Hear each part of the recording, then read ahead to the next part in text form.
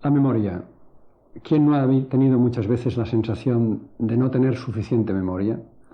Desde que somos pequeños y hemos de aprendernos la tabla de multiplicar hasta que cuando vamos haciendo mayores nos damos cuenta que al ir a una habitación justamente no nos acordamos de aquello que habíamos ido a buscar.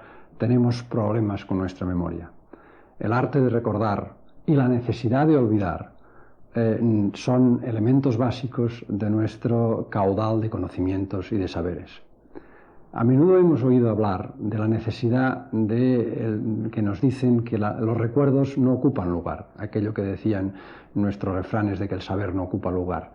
Veremos en este vídeo cómo el saber ocupa lugar y que es necesario olvidar algunas cosas para poder aprender otras.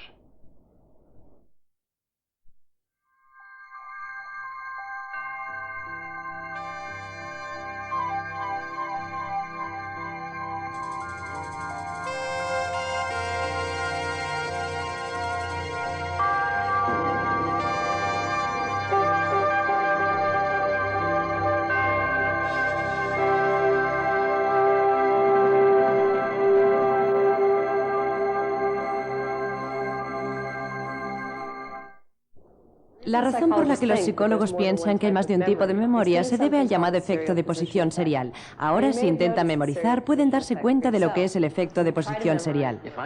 Si quiero sacar provecho de lo que aprenda hoy aquí, voy a tener que recordarlo. La información, las imágenes, los sonidos y algunas veces incluso los olores y texturas, de un modo u otro, tienen que ser traducidas a códigos que mi cerebro pueda almacenar para poder recuperarlas cuando las necesite. Para sobrevivir, tengo que recordar qué cosas son peligrosas y cuáles son comestibles.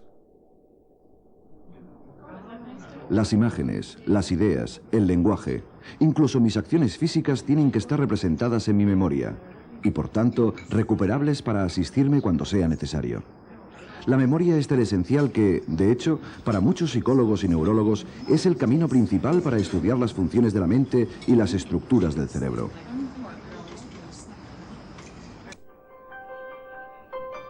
Los expertos calculan que el cerebro humano puede almacenar un promedio de 100 trillones de bits de información, aunque seamos capaces de olvidar incluso las cosas más simples. ¿Ha discutido la desviación con el director Casey? Cuando nuestro sistema de memoria nos falla, podemos olvidar o dudar de lo que hemos aprendido, de algo que sabemos o de aquello que hemos visto con nuestros propios ojos, debido a gran variedad de razones. Dígame cualquier cosa que pueda recordar.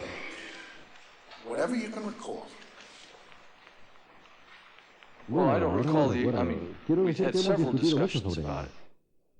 ¿Está preparado? Sí. Las investigaciones sobre el olvido nos dan a entender que la memoria es un complejo proceso psicológico, un proceso dinámico influenciado por muchos factores. Colegio, agua,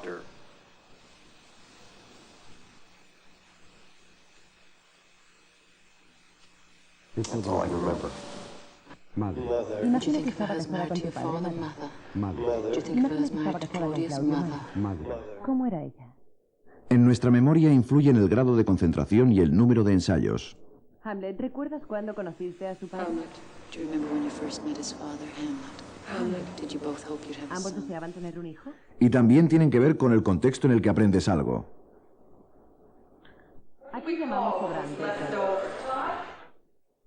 Y del contexto en que tú lo recuerdes. ¿Carrie? 5. Bien, 6 de 5. Muy bien, cariño. Y también depende de tu motivación. Puedes estar motivado para recordar u olvidar hechos psicológicamente relevantes, que quedaron mezclados en tu memoria con tus deseos, temores y fantasías. Y por último, el estado de tu memoria puede estar marcado por tu estado físico y condición biológica.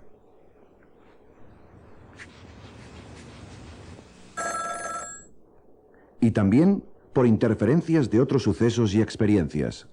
Entiendo, le atenderé más tarde. Estoy intentando terminar algo para esta mañana. Lo llamaré. De acuerdo, adiós. La investigación moderna de la memoria empezó ahora unos 100 años con un psicólogo alemán llamado Hermann Ebbinghaus, que estudió la memorización de sílabas en series aparentemente sin sentido. Con su utilización, Ebbinghaus esperaba obtener una medición cuantitativamente pura de la memoria, no contaminada por el aprendizaje previo. Primero aprendía una lista de sílabas. Luego intentaba retener la lista en su memoria mientras se distraía memorizando otras listas. Entonces sometía a examen su memoria comprobando cuántas veces tenía que releer la lista hasta haberla reaprendido perfectamente. Como se demuestra en sus gráficos originales, cuantas menos veces tenía que volver a la lista, más información había retenido en su esfuerzo original. Resultó ser que la memoria de Ebbinghaus mostraba una pérdida inicial rápida, seguida de una lenta disminución gradual durante el mes siguiente. ¿Por qué la memoria de Ebbinghaus se desvanecía tan rápidamente, incluso con tanto entrenamiento y práctica?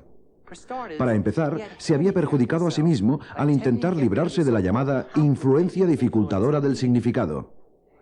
Él no tenía ningún tipo de conexiones, de enlaces para poder conectar las nuevas entradas, las sílabas, con la información ya almacenada.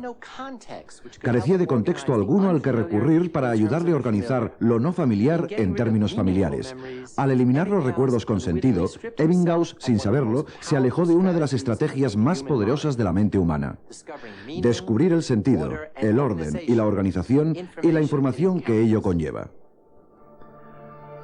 Muchos de los principios básicos de la memoria fueron descubiertos durante las siguientes décadas de investigación, gracias a experimentos en los que los sujetos intentaban recordar sílabas sin sentido presentadas a intervalos precisos y controlados. Otros investigadores analizaron la memoria en animales, mediante el aprendizaje de laberintos o realizando discriminaciones entre posibles opciones. Pero esta línea de investigación cambió radicalmente durante los 60 con la aparición de los ordenadores. Por primera vez, los psicólogos pudieron crear un modelo de trabajo de los mecanismos de la memoria. Esta nueva aproximación representaba la mente como un procesador de información, como un ordenador. La información puede ser cualquier conocimiento recibido, procesado y entendido por un individuo. La complejidad de la memoria pudo entonces ser desglosada en los procesos que la componen. Primero, el input debe codificarse, insertarse en códigos de memoria que puedan ser registrados por el cerebro. Después, debe almacenarse y retenerse por algún periodo de tiempo que puede ir desde un momento hasta toda una vida. Y finalmente, tiene que ser recuperado al solicitarlo en caso de necesidad. Hay dos tipos de memoria. La memoria a largo plazo o remota es el almacén de todo lo que uno sabe sobre el mundo y acerca de uno mismo, y es esencialmente ilimitada. En teoría, cualquier cosa que se haya experimentado y que está almacenada en la memoria a largo plazo está disponible para ser reclamada posteriormente. Para entender el proceso de recuperación, intente imaginar la memoria a largo plazo como su biblioteca privada. Pero, según piensan algunos investigadores, la información, en lugar de estar almacenada en libros, se almacena y representa en forma de redes. En estas redes asociativas, cada pieza de información o concepto se halla vinculado a una familia de otros con los que comparten algunas propiedades comunes. Activando cualquiera de estos conceptos en la red, se activan otros asociados a ellos. Este proceso de activación se extiende rápida y automáticamente, no solo en las redes, sino también a través de otras vinculadas significativamente al individuo. Para ser consciente del resultado de este proceso de activación, para poder identificar y entender qué pasa a mi alrededor, se necesita algo más que la memoria a largo plazo. Esto es debido a que la memoria a largo plazo es como un almacén de información pasivo y no un despachador de información activo. Por lo tanto, necesitamos un segundo sistema de memoria. Necesitamos la memoria a corto plazo o reciente. La memoria a corto plazo actúa de manera transitoria y contiene todo el conocimiento corrientemente en uso. Toda nueva información, aquello a lo que prestamos atención ahora mismo, debe pasar primero a través de este estrecho canal. Y la información que recuperamos de nuestra memoria a largo plazo también tiene que pasar a través suyo para ser inspeccionada. Pero la memoria a corto plazo tiene dos grandes limitaciones. Para empezar, solo puede retener una pequeña cantidad de información, y además, dicha información solo puede retenerse por un corto periodo de tiempo. Se desvanece tan pronto desviamos nuestra atención a otra parte. Lo nuevo siempre aparta lo antiguo. A pesar de todo, nuestra memoria activa a corto plazo es parte esencial de nuestro estado psicológico. Encadena estímulos aislados en episodios y estos en historias, como lo hacemos al conversar, trabajar, leer, jugar y abarcar el mundo. La memoria a corto plazo hace todo esto, a pesar de no poder retener nada más de medio minuto. Y solo puede almacenar entre 5 y 9 ítems con un promedio de 7. ¿Cómo podemos, pues, paliar las limitaciones de la memoria a corto plazo?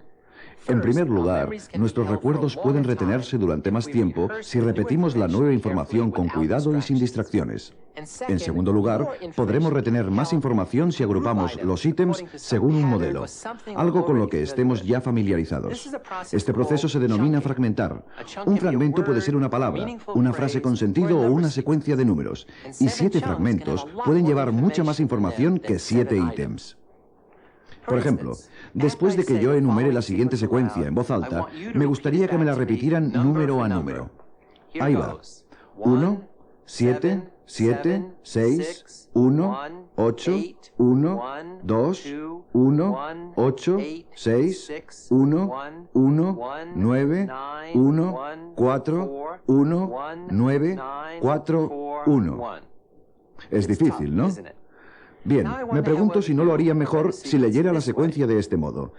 1776, 1812, 1861, 1914, 1941. En vez de 20 números a recordar, tienen solo 5 fechas. En vez de 20 bits, 5 fragmentos de información conocida de la historia de América. Aprendemos nuevo material, relacionándolo y asociándolo al antiguo. Gordon Bower, psicólogo de Stanford, especialista en técnicas para mejorar la memoria, conocidas como entrenamiento mnemotécnico. Cada problema de memoria puede separarse en estadios diferentes. Uno tiene que ver con el archivo de material original, es decir, aprender mientras se está estudiando. Mientras que el otro estadio está relacionado con ser capaz de retenerlo mientras está siendo examinado o se te pide recordar. Hay diversas técnicas para mejorar la memoria. Una de ellas, que es muy efectiva, se denomina palabra clave. Se trata, en primer lugar, de aprender un grupo de indicaciones o claves que se asociarán a lo que se desea recordar. Veamos, recuerde esto. 1 es un búho. 1 es un búho. 2 es arroz. 2 es arroz. 3 es un pez.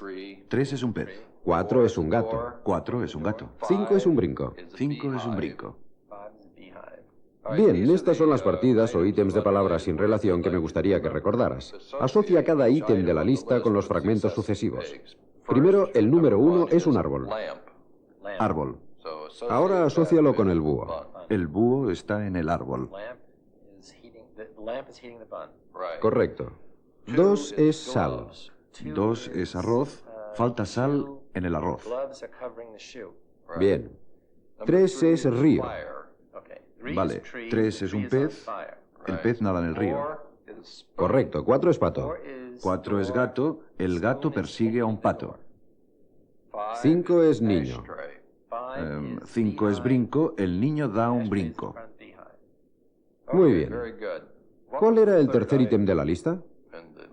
Río. El pez nada en el río. Me gustaría que repitieras toda la lista de ítems al revés. De acuerdo. 5, brinco, niño. Correcto. 4, gato, pato. Bien.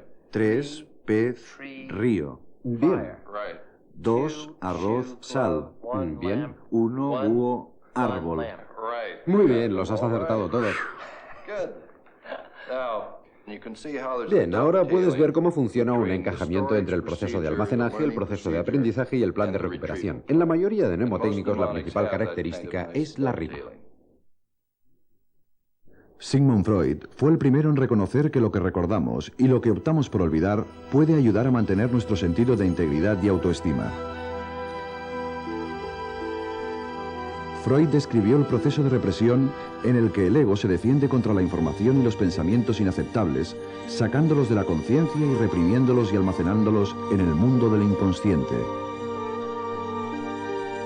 Pero alguno de ellos, dice Freud, intentará liberarse y asomarán disfrazados en sueños, en lapsus verbales y en síntomas de malestar mental. Algunos recuerdos tienen más sentido para nosotros por lo que se denomina el proceso constructivo del recuerdo. Para conseguir que información nueva encaje mejor entre lo que ya sabemos y creemos, acentuamos algunos detalles, eliminamos algunos y reinterpretamos otros. De esta forma, construimos temas consistentes e historias coherentes, incluso a partir de información inconsistente y ambigua. Estos dos procesos constituyen un principio central de la memoria. Cómo y qué recordamos está determinado por cómo somos y qué sabemos a priori. Cada día veo una cantidad enorme de gente y recibo muchísima información. Pero, ¿cuánto de ello recordaré? Como hemos visto, la respuesta dependerá no solo de cuánto me concentro y de las distracciones que se presentan, sino también de quién soy y de lo que ya sé. Pero, ¿cómo se traducen todos estos factores en el funcionamiento actual de mi memoria? La respuesta tiene que ver con algo llamado esquema. Los esquemas son los marcos de nuestras ideas básicas y preconcepciones sobre la gente, los objetos y las situaciones. Toda la nueva información que aprendemos se organiza relacionándose con esquemas existentes. Y muchas de nuestras construcciones de la memoria surgen al tratar de encajar nueva información en antiguos esquemas. ¿Cuántas cosas de las que hay en esta oficina sería capaz de recordar? En un experimento para demostrar el poder de los esquemas, algunos sujetos pasaron algunos minutos en esta habitación. Más tarde se les interrogó sobre su contenido. Lo que los sujetos recordaron estaba fuertemente influenciado por su esquema mental de lo que hay en una oficina típica. Ellos recordaron correctamente objetos que correspondían a los de su esquema de oficina. Recordaron peor los objetos que no formaban parte de su esquema. Y recordaron erróneamente objetos que suelen estar en una oficina pero que no estaban en esta en concreto. Los esquemas también influyen en nuestra percepción y comprensión del mundo. Un artista de San Francisco, Franco Magnani, pintó de memoria un cuadro del pueblo italiano en el que había nacido. No había visto su pueblo desde hacía 30 años. Comparemos ahora otra de sus obras con estas fotos recientes del pueblo, tal como realmente es, un lugar que ha cambiado sustancialmente.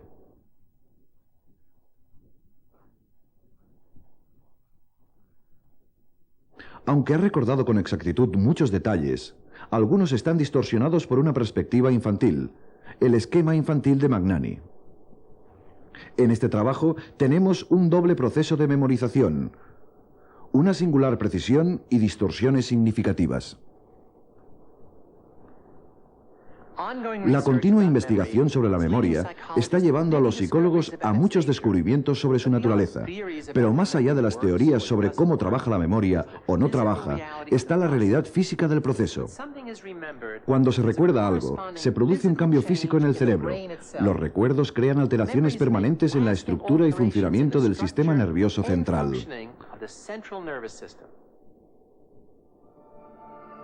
Cada unidad de información que adquirimos en la vida se codifica en las neuronas del cerebro. Estas huellas de la memoria o grabaciones generan el substrato biológico de la memoria humana. Un grupo de grabaciones forma los cimientos de todo lo que sabemos hacer. El proceso del conocimiento que está detrás de cada acción cualificada.